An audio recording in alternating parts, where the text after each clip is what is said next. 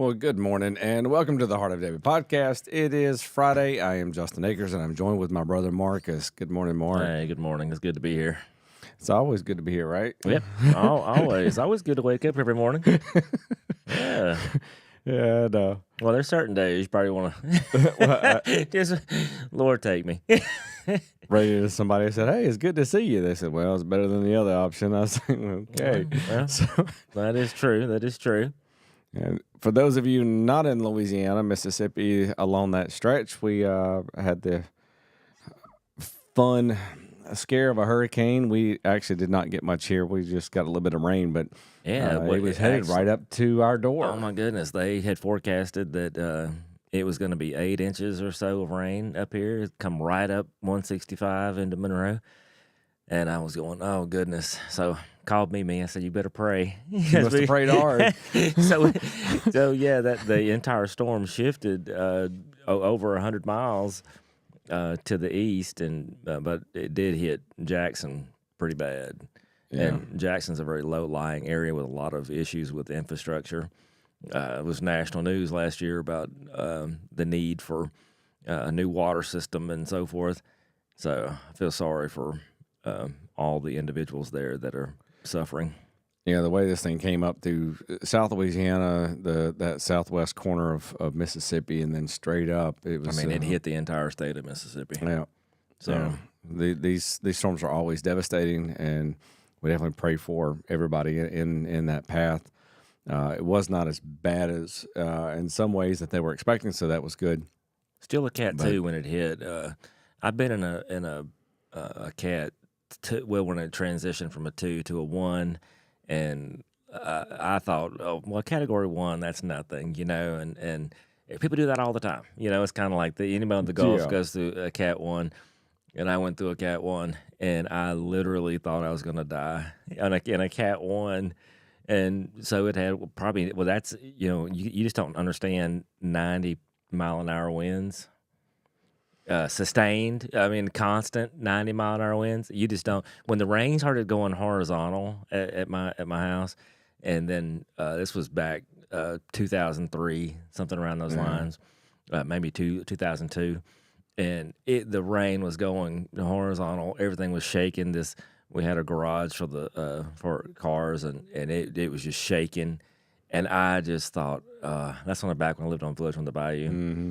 And it came right up 165, and then the eye wall came over, and I went outside and I looked up. It was clear blue skies, and then you could see the wall.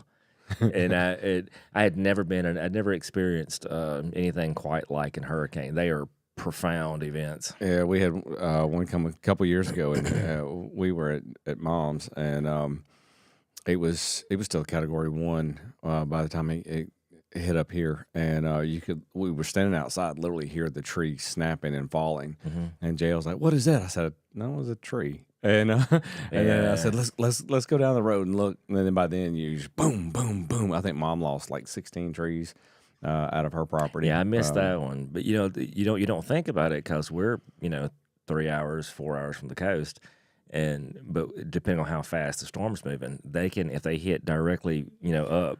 Well, Dan and Angie live a couple in our church. They their house was right there. The last thing you hit before you hit the Gulf to go to Grand Isle, that was his house.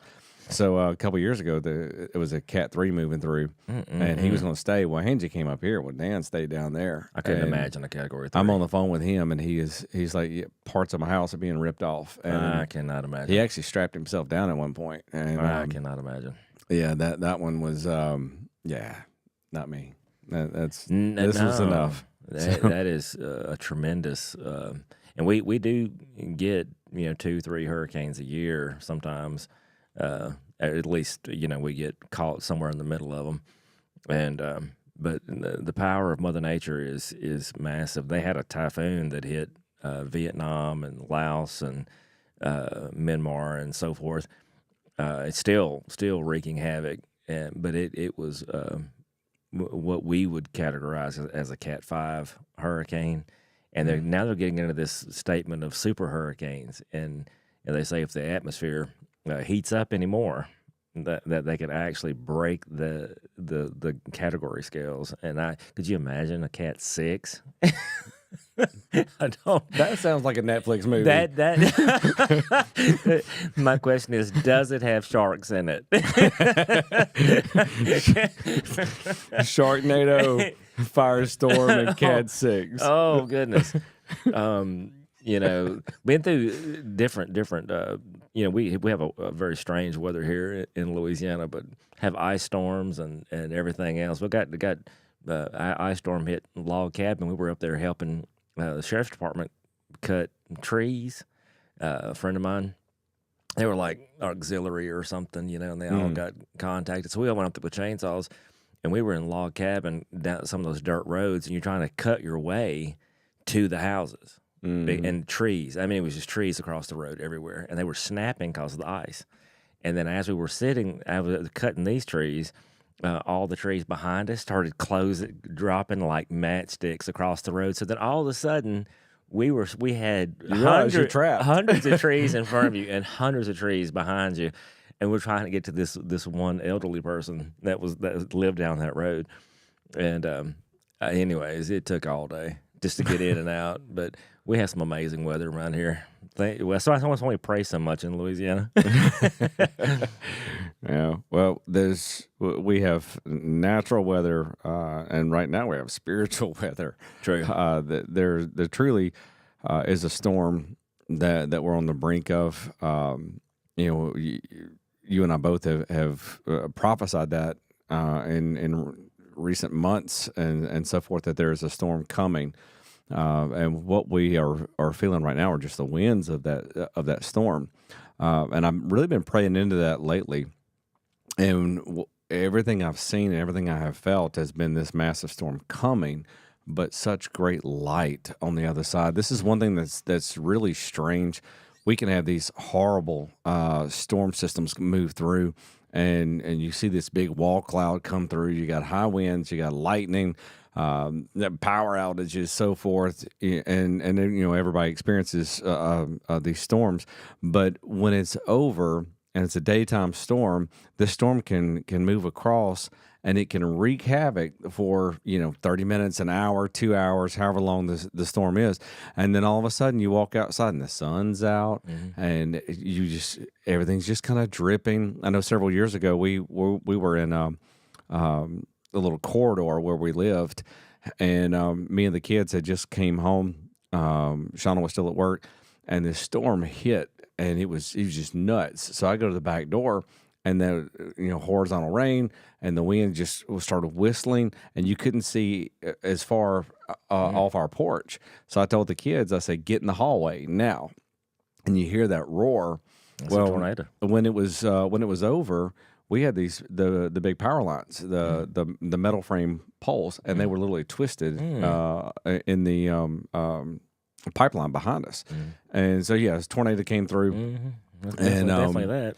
We had trees down everywhere and so forth. But we're standing outside. Literally, this storm did not last 30, 40 minutes at best. And we're standing outside with the neighbors. Everybody's looking around, making sure everybody's okay.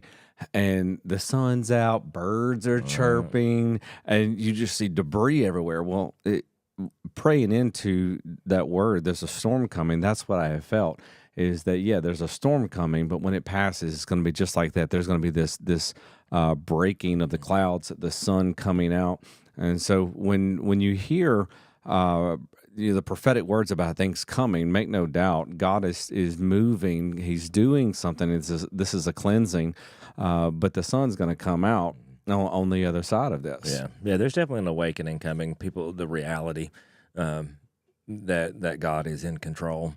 I think something interesting that we've looked at, you and I both ministered concerning Joseph for quite some time, and going through the process of the pit, Potiphar's house, and prison.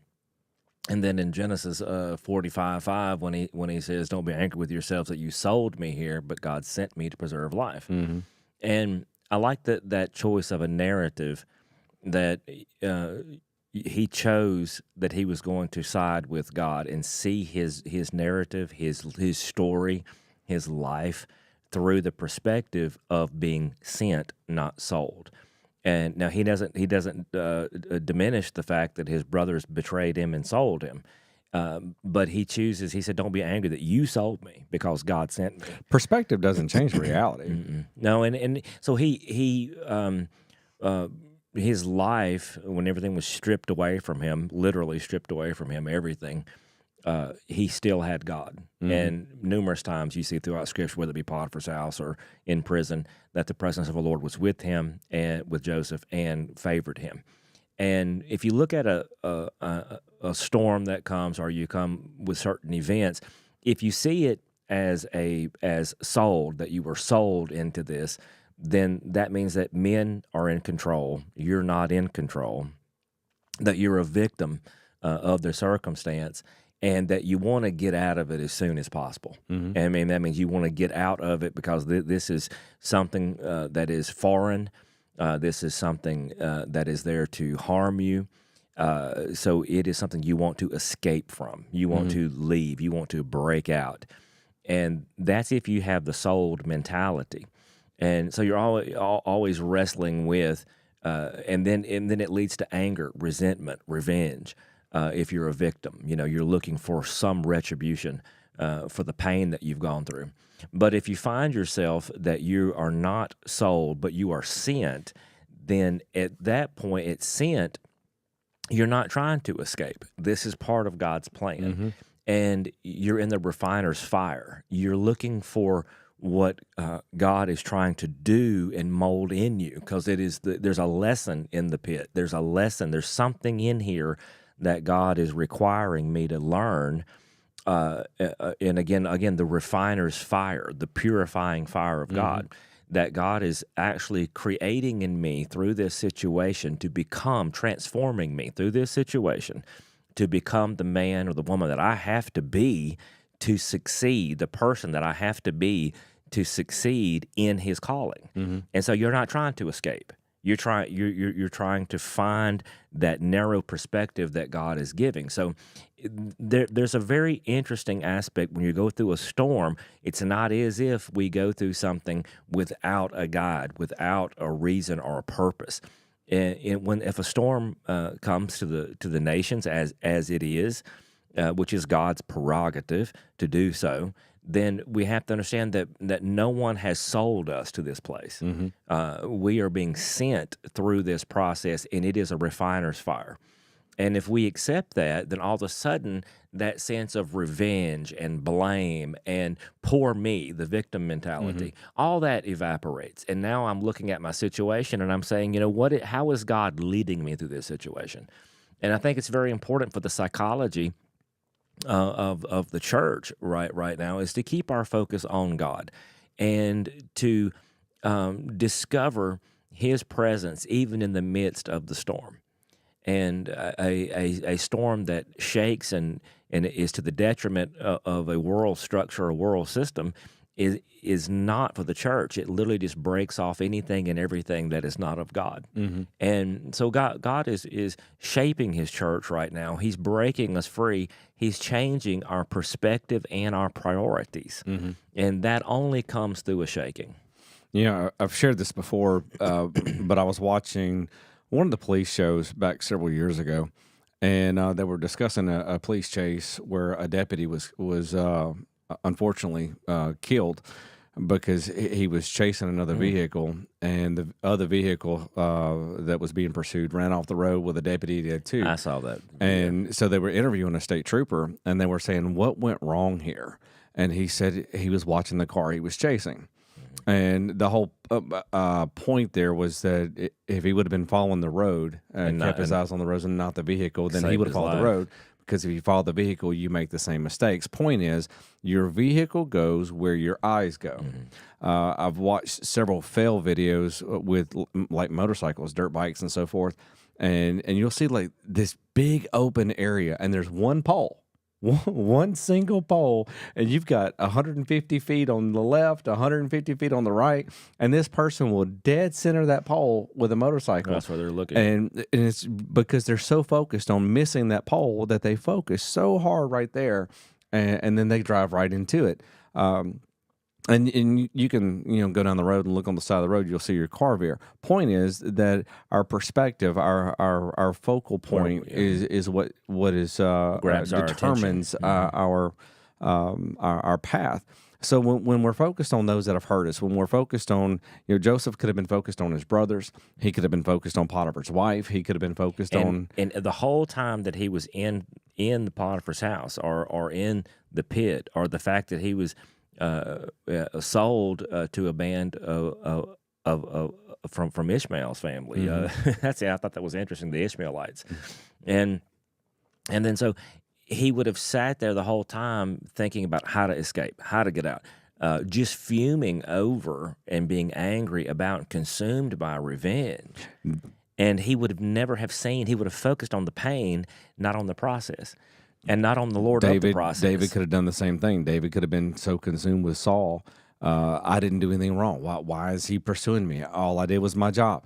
When we look through the consistency of betrayal in Scripture with people, they could have been focused on their enemies, or what they perceived to be their enemies. They could have been focused on the betrayal. They could have been focused on being sold. They could have been focused on the hardships, the unfair things that had happened, because many things that they went through, it wasn't that somebody was personally attacking them. It was just that life was not wouldn't working. We all go through a situation and say, oh, well, this was demonic, and blame the people that sold us, that harmed us in some way or another. But the only way to be free from that and to embrace God's plan for our lives is never blame someone else for the condition that our lives are in, because God is our God. He is the one that can turn the situation around, and then we find hope in that moment. So we stay focused, and even in that, we don't blame someone else. And there's this fine balance in taking responsibility without blaming ourselves. Well, sure, that would be. You know what I mean? Yeah, sure. We have to take a responsibility. We have to own up to our own decisions. There are things that we deal with and situations that we're in because of our own decisions. So we have to own up to that. But we can also become a victim in that. In and of itself, when we, I just messed up on this and I messed up on this, and then it becomes a self-battery, and then we become victims to our own self, and that's completely wrong. So yeah, own up to what you've done. Accept the fact that you've made mistakes, because everybody makes mistakes. Repent, move on. God is faithful to forgive, make it right with people, and if they don't forgive you, that's on them. But the perspective of going forward, as long as we're stuck and we're looking at this cycle, this ball of everything that's been done to us, or every mistake that we've made, we get stuck right here. It's a prison. And it's a prison. It's a rat wheel. And we come out of that and we begin to look at the road. We put our eyes on where we're going, not on where we've been. The past is great because we've learned a lot, but we're not still going in the past. We're going in the future. And then each individual, that whether we go from Abraham to Moses to David to Joseph to the disciples, so far I can go down a list. Each time that they went through difficult processes, they trusted God at His word, and they also accepted the larger vision. And so for Joseph, he literally says, "You sold me, but God sent me to preserve life." Boom. It was that larger perspective of saving the nation, saving millions, untold people. So it wasn't just about Joseph. Right. He took his eyes off of my pain. I was saying that almost sarcastically, because we make so much about ourselves. Our society makes it that way. Yeah, we're so egocentrical. Everything's about me and about me, and it's really not. We are looking at this broader vision. Well, everything in our society, even the preaching, the gospel, the current 21st century version of Americanized gospel is all about us and our comfort and so forth. And when you look at these individuals, whether it be Abraham, he was distressed, didn't have an heir. God comes to him. He shows him a broad, you'll be the father of many nations. See, that larger covenant there was where his perspective was. With Moses, he was hiding in the wilderness as a murderer. He was basically a fugitive from justice. So he goes from a fugitive to a deliverer, the deliverer for all of his people, for righteousness. And then King David, the larger vision is that when he was a child, he was anointed to be king. And then so he knew he had that word from God that you one day will be king. And so there's a larger perspective that governs us. For the disciples, they went from tax collectors and fishermen to fisher of men, and that's what Christ told them. I'll make you fisher of men. And then they went through this, but each one started out with this larger perspective that was a grand view, and it was about the preservation of life. Each time it was the preservation of covenant, it was preservation of life, and the blessing of God to humanity. And they had to go through the mundane aspects of life. And that's a very important part for each one of us. Sometimes we think that if you get a word from God, that somehow you're taken up into the heavens and your feet never touch the earth again. And that's not true. Each time, whether it be Abraham, David, so David was carrying cheese, to see his brothers, even though he was anointed king. As far as we know, only two people that knew that he was going to be king was him and Samuel. You've got Abraham just out wandering. You've got Moses out keeping sheep in the back of the wilderness. But so it was the mundane, and then all of a sudden the extraordinary word of God pierces the mundane and sheds light on the greater purpose. And if we can grasp the greater purpose, then that is that is key. And again, going back to your analogy of focus, is that they focused on the grand vision, the grand part. The multitude of nations for Abraham. God gave him the stars as a sign that look how vast my promises are. For Moses, it was to deliver the people. David, king. Joseph, to preserve life, to be a governor that would oversee the preservation of life. And anything that was antithetical to that mission, they would remove that, because they had to live a life that was in alignment with that grand vision. So consider Joseph with his brothers. If his brothers came in, and then if he would have allowed self to get in, then he could have had revenge or hate toward them, and then that act of revenge would have been antithetical to preservation of life. And then so he chose fully the preservation of life, even though he had to go through a lot of transformation and healing through the process. And when you look at how these things play out, you can look at Jacob. God had already ordained Jacob to receive the promise. Esau was the one in line for it, but yet God made that happen. Yep. You have Joseph. He was prophesied prior to his birth. God spoke to their mother. Yep. And then you fast forward down to Joseph.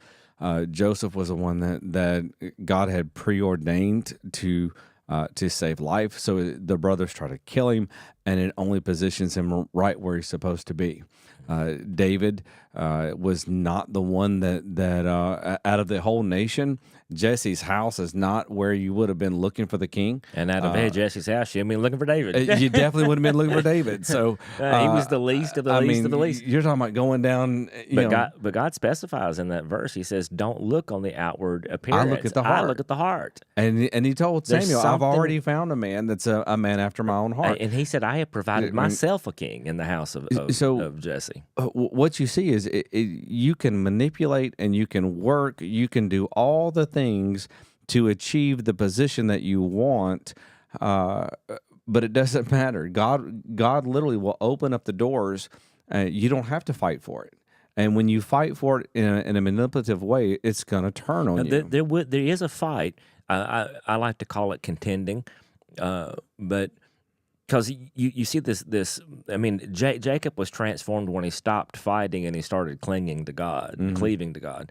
I think the fight for Joseph or the fight for others, it is a contending with those emotions when no one is around. When something happens that causes a hurt to rise, and then you have to look and say, God's called me to preserve life, and if I drink of this cup of wrath, if I drink of this, if I follow this path of wrath, it is going to take me to a destination that does not fulfill God's calling upon my life, and that crossroads is before all of us, even now in the church and in America.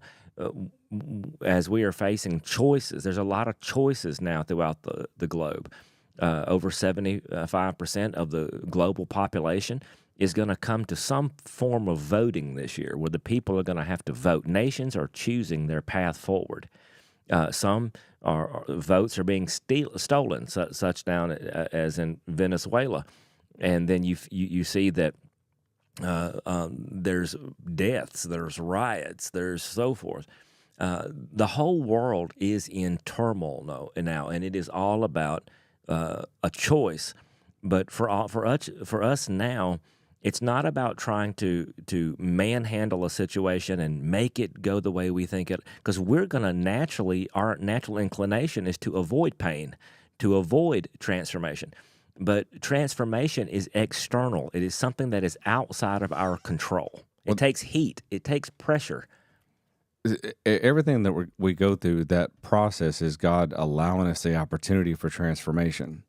And so my point to those about Joseph and David and so forth really plays out really, really strong in 1 Kings with David's son, Adoniah, and Solomon. Solomon was the product of Bathsheba. Now, Second child of David, had an affair with Bathsheba. She got pregnant and lost that child. Once they were married, they conceived again and brought forth Solomon. Well, Absalom was the firstborn. Absalom was killed in the process of trying to take the throne from David. And then Adoniah was the next in line to Absalom. Okay. And so when David was at the end of his life, he's about to die, and they bring in a maidservant to actually attend to him. And Adoniah went out, and he took a priest, he took a prophet, he took a commander of the army, he took everybody except for Solomon, Nathan, the priest that David had chosen, and David's mighty men. He left all them out. Everybody else, he has this big party, and they declare him king of Israel and say, "Long live King Adoniah." That's treason. That's treason. So Nathan comes to Bathsheba and says, "You got to do something, because if he actually becomes king, he will kill you and Solomon." Oh, yeah. And so she goes to David and tells him, "Have you done this? You promised me that Solomon would be on the throne." Well, it wasn't so much just that David promised Bathsheba that Solomon would be there. Years before, David wanted to build a house for the Lord, and God said, "You cannot. There's too much blood on your hands. But your son Solomon, I've anointed to do this." So God told David that Solomon would be the heir to the throne. And then David promises Bathsheba. And then David tells Nathan. So they come in and they remind David of this, because he was literally on his deathbed. And then that's when he told Nathan, he said, "You go get my mule, and you take Solomon down through the streets, and then you take the priest, you take my mighty men, you take my servants, and then you declare Solomon to be king." Well, immediately Adoniah comes and tries to make it right with Solomon, so forth, so on. He comes to Bathsheba. Solomon basically tells him, "Go home and we'll see if you're just or not."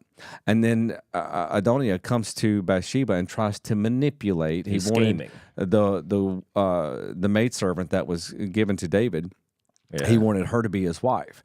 And so Bathsheba says, which is a scheme somewhere. I haven't researched. I haven't figured out why. Yeah, but it was specific to that maidservant. It would have had to have done something, giving him some kind of a claim to the throne. So he tells Bathsheba, Adoniah or he would have strengthened his claim to the throne. He says, somehow. "All I want is this, but if I ask Solomon, he's not going to do it. But if you ask him, he will." So she goes to Solomon, and she's like, he brings out this a royal chair for her to sit at his right hand. And he says, "Mom, what can I do for you?" And she's like, "Well, just this one thing. It's small." And she plays it down, and she don't tell the whole conversation with her and Adonia. She just simply says, "Adonia really wants this girl to be his wife." And he says, "Well, why don't I just give him the keys to the entire kingdom?"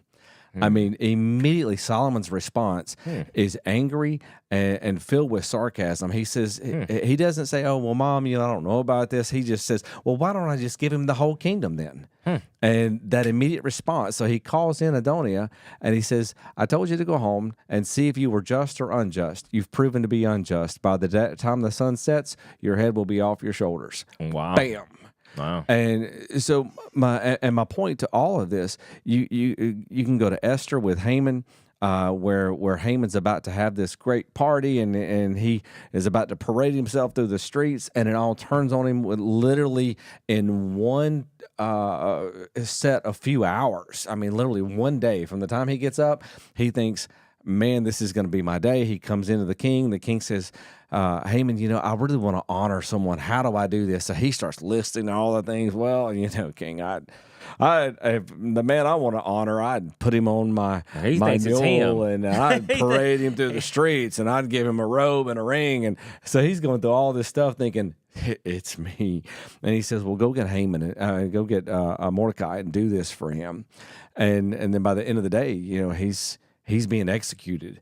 And so when you look through Scripture, every time the enemy or someone who has manipulated by the arm of the flesh, connived to be in some position or some place of power recognized by God literally, when the moment comes, when the time comes, God exposes and removes them.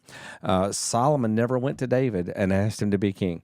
Solomon, even during this process that Adoniah is out here paraded himself as king. Any manipulation is Solomon didn't even go to David and said, "But I thought you said I was going to be king." He never went to David during this process. No, that's David actually calls him and says, "Son, you're going to be the king, and this is what I want you to do." There's a confidence in God's word that God is God, and that He will see fit, and that He knows the best path forward, not us. Manipulation, control, those items are from the flesh, and then literally can be tempted by the enemy. We have to literally resign our abilities to the Lord and say, "God, your will be done." The key is not to get to the position. The key is not to get to the favor. The key is just to be in this place of such a lockstep with God that we're focused on His presence. David wasn't trying to be king. He was trying to be a man after God's own heart. God's the one that put him in as king. Solomon wasn't trying to be king. Now Jacob, on the other hand, was trying to get the birthright. Even that had to, but his manipulation is what God had to undo. Yeah, and that's what cost him so much in his process. At times when I've ministered Joseph or so forth, I've always said that it wasn't about reaching the destination. It's about becoming the right man when you get there. Mm-hmm. And if we focus on the transformation, we focus on the internals. I need to be the right person to submit to God's will. If we focus on the internals, not the destination, not getting from A to B, God is not worried about getting us from A to B. He's concerned about who we are when we get there. Mm-hmm. Because if you get into a place of power, if you get in a place of authority, then if your decision making is not righteous, it can bring great destruction. We've seen that all throughout the nation of Israel during the Old Testament, to see different kings that were wicked. But we're in line to be king, mm-hmm. But because they did not submit to God, did not have a heart for God, they allowed wickedness into the nation. So we focus on that transformative process, and that's when you where focus on your heart, God will deal with the others, those that try to take the place unrighteously, those that try to take something that is not theirs, those that try to literally steal from that and be the one in the limelight, be the one right there. God's the one that exposes. If we could not achieve the promise of God in our lives in our own strength, how can we sustain it or protect it or so forth. You know, that's the interesting aspect of when Abraham had Isaac, you know, and then now he was the promised child. Why would God ask him to sacrifice Isaac? You know, that's that hard place when you have the promise in your hands and you want to take control of the promise. You want to you need that promise. It reflects your identity. It reflects your struggle, your pain, and then God says you have to give the promise back to me. And at times, whenever we receive something from God, if we're not careful, we'll try to maintain it or protect it in our own strength, and then we'll wrestle and with God, and God is saying you wouldn't have had Isaac without me in the first place. He's mine either way. I gave him to you. Now give him back to me. And because and that goes for pastoring in a ministry or anything else. You know, when you're only God can place you in that position of authority, and then but when you get there, are you trying to sustain it by your own flesh?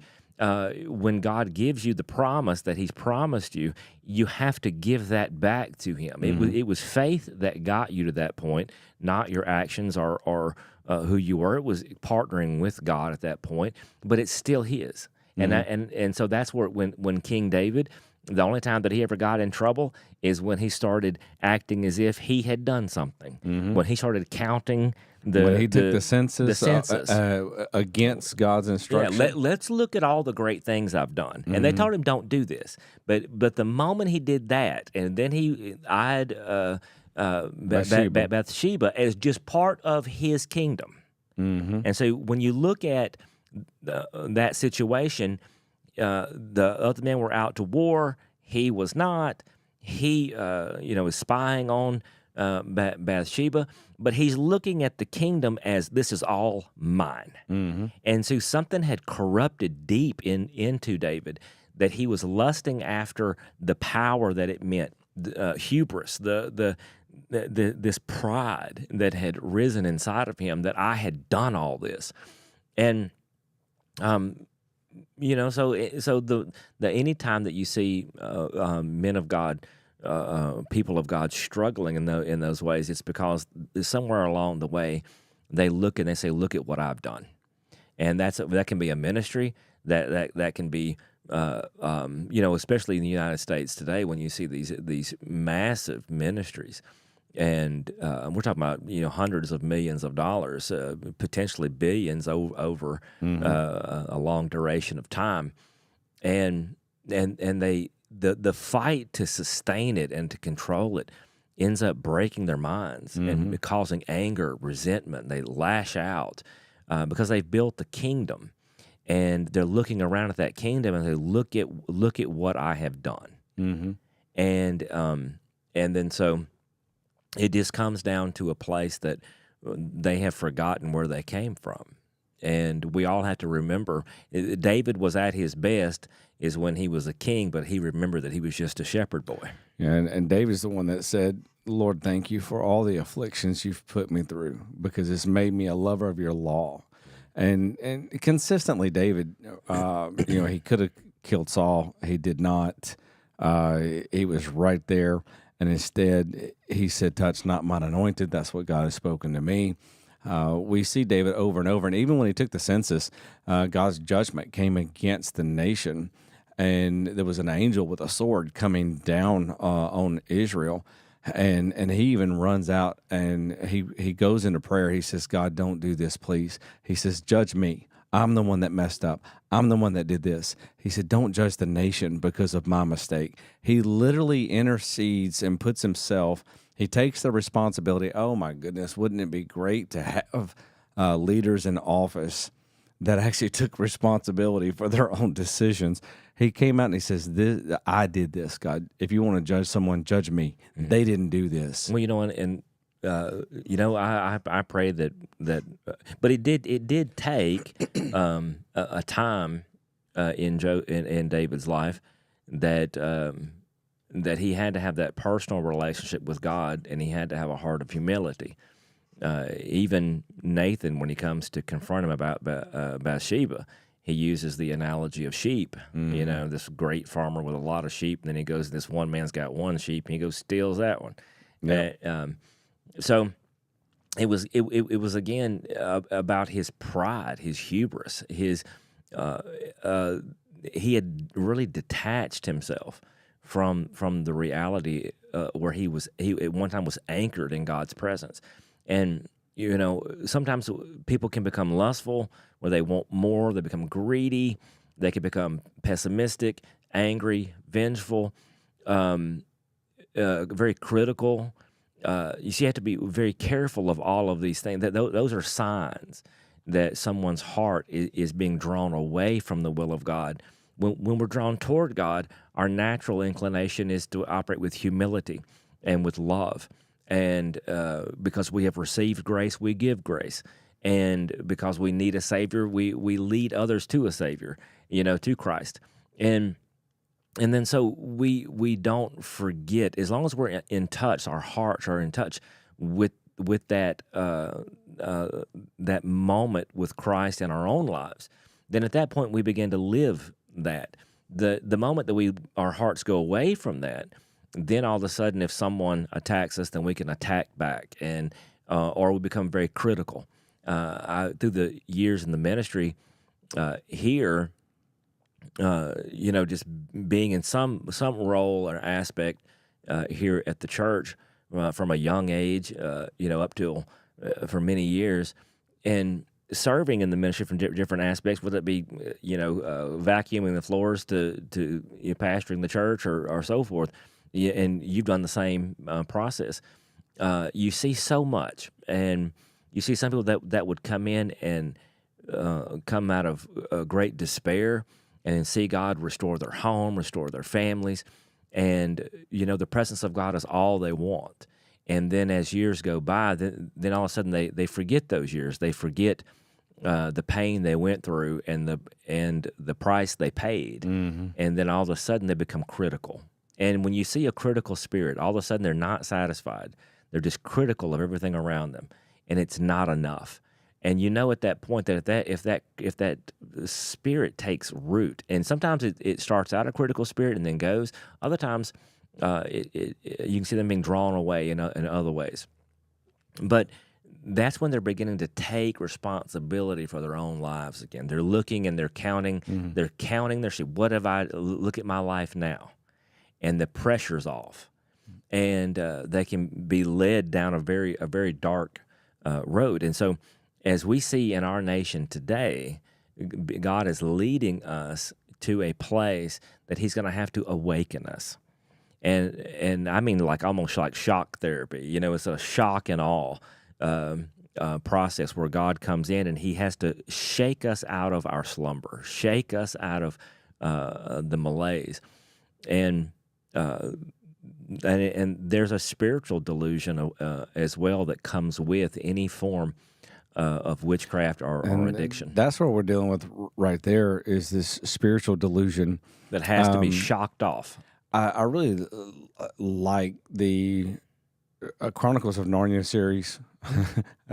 This has been one of the. I mean, C.S. Lewis was. You know, I like the first one the best, I think. Well, when it comes to warfare, that last one, the Dawn Treader, is one of the absolute best. I just watched the shows. I don't remember that one per se. Well, this one has one of the absolute best analogies, or just visuals of warfare. That's the one that has the green mist, right? So all these people are disappearing in the green mist. So the characters of the Chronicles of Narnia, they're going to go in and rescue these people. It was Prince Caspian and Peter and all those. Yeah. Well, I remember the one with Prince Caspian. Well, when they go in, they go to sleep, and this green mist moves in, and then it begins to distort everything, every conversation, every perspective of each other. All of a sudden, you have Prince Caspian and Peter. I think it's Peter, whichever one that one is, who have fought hand in hand. Are now fighting each other. They're having a sword fight. You've got the young sister wanting to kill the other sister because she wants her. of beauty and whatever. All these people, they're coming against each other. Everything is distorted. None of it's real, but it's from this green mist that comes through. And when the first time I saw that, I was like, oh my gosh, that is like the best example of warfare because it distorts reality. It plays on emotions, it plays on fears and self agendas, and it does all this, and Even it things comes that into we a don't. war that aren't even real. Yeah, well, there you go. That's warfare, and That is warfare. that's how witchcraft works. And so it comes out of a rebellion, out of a lie, deceit. Some think they can be a little bit deceitful, a little bit manipulative, and it really won't matter. But they can either withhold the truth or form the truth in a way that is more palatable to their agenda. And you see it all the time in the corporate world. And I've worked in big corporations, and when you see all this manipulation. I mean, what is truth? Oh my goodness! Watch the politics. Well, but it's the same. I it's the listened same to spirit. the debate the other night, It is the same spirit. and I literally I was doing some stuff. I turned it off. Well, I I listened. used to love to watch the debates and so forth, but I liked it back when they actually talked about policy and actually had. Anyways, Well, I was listening to the debate. I had to take some stuff down to Monroe, and so I got in there about 20 minutes late, 30 minutes late, something like that, which I didn't miss anything. So, I watched it. oh, I had it on, so I had it on in my truck. I'm watching it through YouTube, and I got to tell you, that was painful. Painful on both sides. Oh, it didn't matter who was talking. Didn't matter. It was painful on both sides. It was painful. It was painful. And I was sitting there like, oh, gosh, shut up. Yeah, I mean, To can we just go back to I said to both of them. better debates? An actual debate. All four policy. people. All four people drove me nuts. Yeah, that's true. I mean, the mediators, I got whatever mad at, you want to call them. I got mad at myself. I was like, because I'm watching the debate and I'm getting mad. And I'm like, because you're watching it. Yeah, and then I get mad at me for watching it. But there's a difference, I've worked in government circles and so forth. Used to be a part of events in DC and had to be in DC 2-3 times a year to hold these big events that would host Trump and Cruz and all these guys and hear them speak. You got to be around them and. Being around them is a unique. I can imagine. They're interesting little animals, and but no, it's a difficult process. But there's a difference between politics and policy, and policy is actually what is done. Policy takes time. It's where you enact an actual agenda. And then, so I like to discuss policy, like if we're gonna talk about the border or illegal immigration or so forth, let's look at what the issues are. The laws are broken. What are the issues, and how are you going to fix it? Well, the laws are broken. The laws are antiquated, and so the Congress is out talking about a broken immigration system and illegal immigration, and they are the ones and the only ones that can actually go in and retool, revise the immigration laws. It's laws on paper that are antiquated, and then so are just insufficient for the 21st century. We are not prepared for our legal system is not prepared for this. But the moment they get elected, they're always running for re-election. And there has to be, good solid statesmen that will sit down and discuss these issues instead of always just throwing red meat out constantly. And so so I appreciate a good debate on policy, get into those core issues, really getting deep with the issues. And instead of, because nothing is easy. There's no it doesn't, any agenda or any statement that makes it to a debate, they are hard issues. They are difficult issues. and then you have, as a nation, you have to come together and discuss that. But anyways, I didn't see a heartfelt debate. I just saw a lot of mud getting slung everywhere. It was Painful. It was painful. And then they say this is my choices. Have to vote, and then and if they get into office, whoever gets into office, we don't even know right now if the two candidates that we have up there are the ones that are going to make it to the ballot. They're pulling people out and putting people in. Well, I don't even know if that's legal. I mean, Kamala Harris didn't get any votes. No one voted for her for the Democratic nomination. They didn't. Biden got the nomination. He secured the nomination. And then after he secures the nomination, has the delegates, his performance, which had they not watched him walking up the stairs of Air Force One? He couldn't. What? That's my point. They've been watching him fumble through international relations for 3.5 years. Right, but really over the past summer, it really got the last 12 months. Last 12 months have been substantially worse. The last 6 months they acted horrible. Shocked about the debate. It was exactly what I was expecting. So there is definitely a failure of imagination happening in politics, and so now we have two candidates, that has survived an assassination attempt, and one that's has replaced another person. I mean, literally replaced. So we've had two of the candidates, Trump and Biden, and both of them. Biden was taken out, and Trump was almost taken out, and by different means, but just as effective. And I am just utterly shocked at where our nation is, the chaos that is coming forth, and then no one is getting down to they're staying on their politics, not their policies. Well, Harris has not even been vetted enough. No one has voted for her, and then she has the nomination.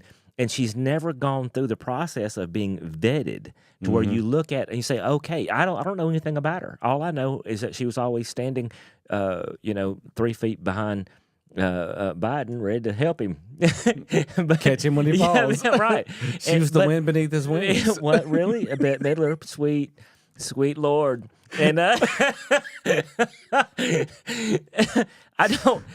just don't understand where we're at right now. I don't know how we got to this place. You can't write this script. You're a funny guy, but she has an entire history, from California and so forth, and then a prosecutor and this, that, and the other. And there needs to be a complete vetting, an honest assessment of what are her policies. And if you look at California, who wants to live in California? Even people that live in California are trying to get out of California. And ain't that the truth? Yeah, and they're bankrupt. I mean, morally, financially, they don't even know what to do in their own city. All of their liberal policies that they have taunted as being to have another second, Garden of Eden, has become a dumpster fire, literally dumpster fire, and they're trying to leave the cities, so their own policies have tanked, and I am literally just praying. I'm going to vote for Jesus. Well, I now have an image. I'm going to in my write head. him in. You know the Titanic scene where Leonardo DiCaprio has his arms around the girl's waist, and she has her arms out while I'm seeing Biden with his arms out. Kamala holding him. And I'm not as I'm just I think we need to really pray right now for the moment of decision in the United States, and that we hold fast to the calling and the purpose of Jesus Christ in this land. The America and its direction is not going to come from Washington, D.C. It's not going to come from the White House. It is going to come from the heart of this land. And it's going to come from the church, how the churches in America go is how America will go. When the churches in America have lost their way, then America has lost its way. But when the churches of Jesus Christ, the body of Christ in America, yields themselves to the King and then cries unto him, America will go the way of the church. This nation was born out of a sense of revival, a desire to be free, to worship God. We have to return to that. If we're putting our faith and our hope in a democratic system, or in political parties, or in the White House or Congress, look at the mess that Washington is, and it's only going to get worse. And so we just have to return to the Lord and ask God. That returning is an awakening, and that awakening occurs through desperation. The reason our nation was birthed for that sense of revival was because of the tyranny and the pressure on them. And so we can see this in the book of Judges, man, just this 20 and 40-year cycles that we see in the book of Judges. When the oppression came, then they turned to God, and then they repented, and they called out. God raises a deliverer. The deliverer leads them into freedom. They have 20 years of freedom and so forth. So we see this continual cycle. It's human nature, and now we look at the church, and there's been so much bondage come in the church.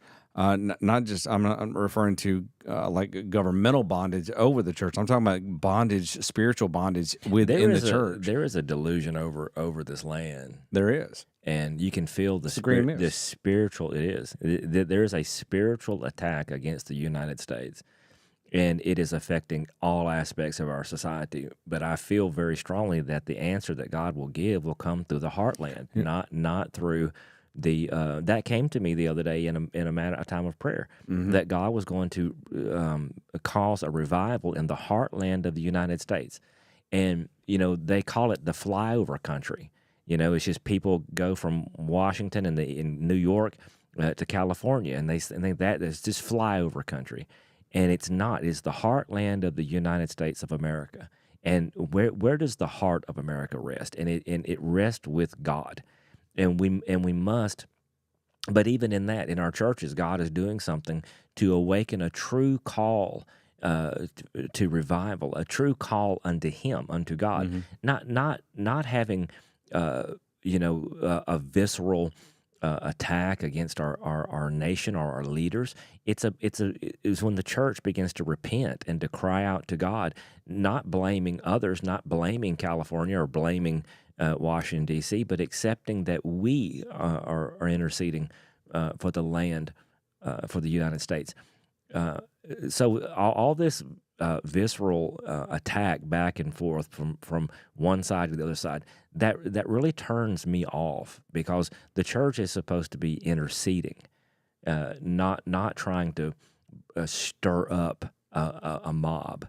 And you just don't see that you do not see that through the early church. You don't see them stirring up mobs regarding the teachings of Christ or the spreading of the gospel. Even Paul, the ladies that do Sunday school on Sunday, they were discussing some of this. They came to Paul and they were talking about people who were using the gospel, for self-promotion or to attack other people, so forth. And Paul said, look, the gospel's getting out. And basically what Paul was saying, I'm not even concerned about this. The good news of Jesus Christ is getting out, so let's focus over here.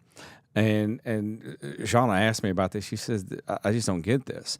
And I have to research. This was not an Alexander and Hymenaeus situation. It was not false teaching. It wasn't a cult. It wouldn't have been a cult, and it would not have been a heresy. No. So it was whether or not people are in a process that are trying are teaching the gospel, but are not mature in the faith. And he was probably saying that's basically what it boiled down to. Yeah, that would be my assumption. And then he's saying let the Lord be the one who governs the preaching of His word. Yeah. And so this because Paul was very big about heretical teachings. He did not play any pulling punches or with that. sin in the church. He came against he addressed the mystics. He addressed the Gnostics. He addressed the the heresies that But were we all infiltrated. have gone through. So I've been ministering the gospel in one form or another, and had some since '95, and then being a chaplain at ORU, or whether being doing some ministry other places. You have. Now I look back on times and things, the things that I did or said back then. My heart was right. But your words are wrong. But my mouth was a little stupid, and I just didn't. You don't always get it. So I was a little more zealous. I had not lived enough life to have the depth of maturity of what I was saying, and then so that happens, and then I've had plenty of times where my heart was right, my head was wrong. yeah, that's a good. It's like a good country song. I just get my the heart was right, but my head was wrong. Yeah, we have to break out on song there. Yeah, I could go with that one. Yeah, but because you cannot fake maturity. You cannot. The presence of the Lord can be with you and so forth, and God would speak to me, and there were these moments in my life that. Because I was seeking Him and walking with Him, but I didn't have the depth of maturity that I needed to speak. Now, on certain things, I did have profound wisdom from the Lord in situations. That's why a lot of ministers and ministries wanted me to sit on boards with them or advise their ministries or so forth. And then I found myself between the ages of 20 to 25. Working with 4 different ministries, being a chaplain and so forth, and they would always want me to sit on their boards or so forth and listen because I did have wisdom. God would give me wisdom from the Word for their situation, but so God did use me in those moments, but still it takes time, it takes life, it takes going through hard situations that are personal that allows to bring out the richness of God's presence. You have to go through some hard things. That's all it is. You have to go through a pit, Potiphar's house, and prison. You've got to have those moments. And then what is your response? Yeah, but that was an estimated, 13, 14, 15 years. Some of those processes seem to be a lot longer. I was actually just, I do this kind of quite often as far as think back over what we've experienced this as far as like patterns. The Upper Room Church was founded in 1986. Man, powerful move of God.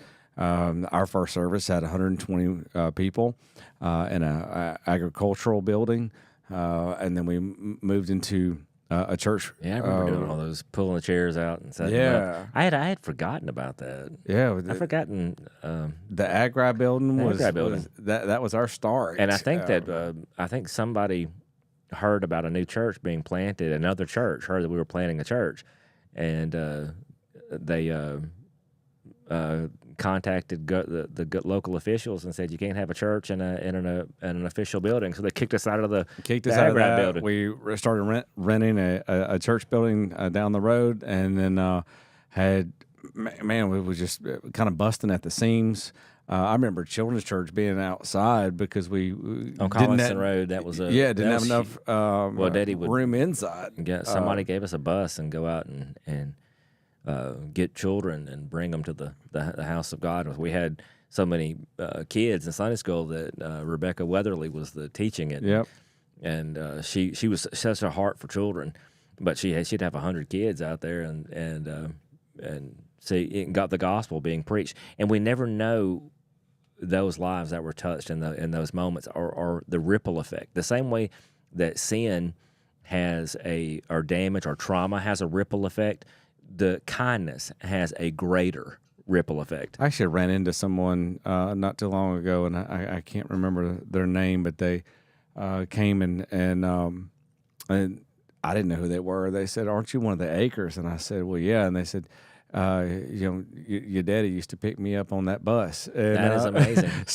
I mean, they still remember it, and it changed their life that someone had compassion. You know, someone had hope or saw value in them, even when their own parents or own family didn't find value. We literally do not know the pain and the trauma that other people go through. No, we don't. And that old so we have to give hope and we have to give grace, and instead of having a critical spirit, have one of love and compassion. We don't know what people are going through. But I looked at the seasons of the upper room, because we've been through some awesome times, and we've been through some very difficult, trying times, and you can see patterns along with just church in general, the body of Christ. And I have no idea why we lost video. Maybe it's not. No, it's plugged in. So we lost video. We should still have audio for a moment. So we will.